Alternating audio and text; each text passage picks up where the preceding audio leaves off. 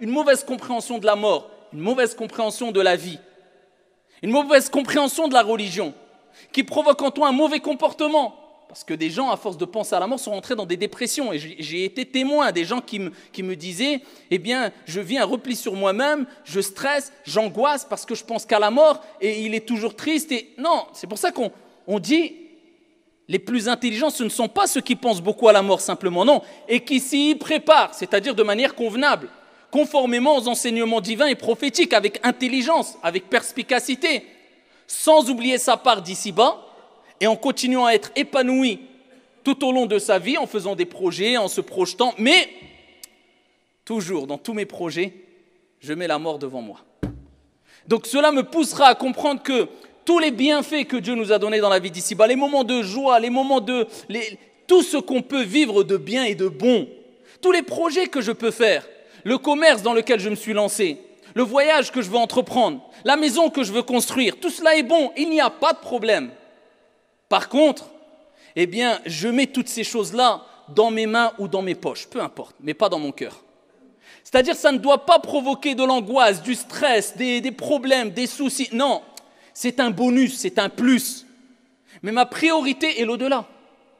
Et à travers cette bonne compréhension, eh bien, tu sais qu'en profitant de la vie d'ici-bas, tu peux te rapprocher de ton Seigneur, le divin. Avec cette bonne compréhension, tu auras compris pourquoi le prophète sallallahu alayhi wa sallam, parmi l'invocation qu'il répétait le plus souvent, Rabbana atina fi dunya hasana wa fi al-akhirati hasana wa qina adhaban nar. C'est l'invocation la plus complète.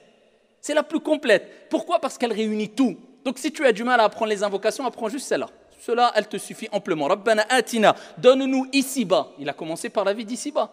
Parce que la vie d'ici-bas, tu as droit d'en profiter à partir du moment où elle te permet de vivre épanoui et de te rapprocher de Dieu.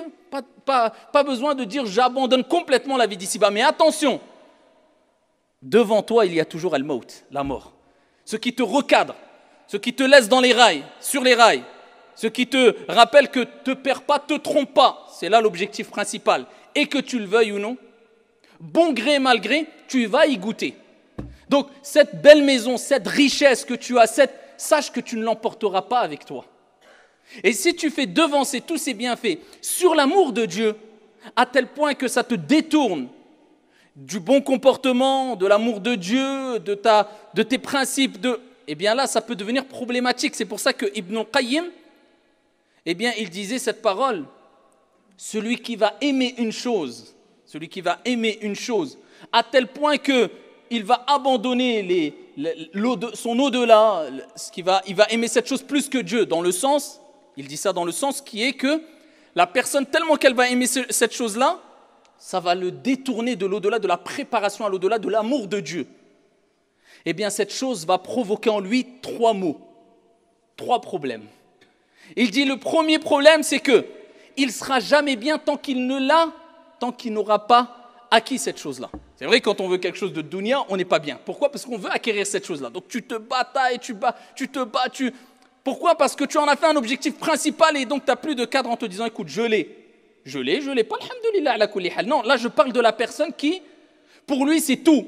Peu importe si je mets de côté mes principes, ma religion, là c'est un problème. Cette personne-là, il ne sera jamais bien.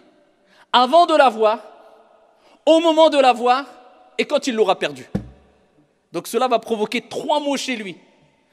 3 sources de problèmes. Avant de l'avoir, il voudra absolument l'avoir, il ne sera jamais satisfait, jamais content.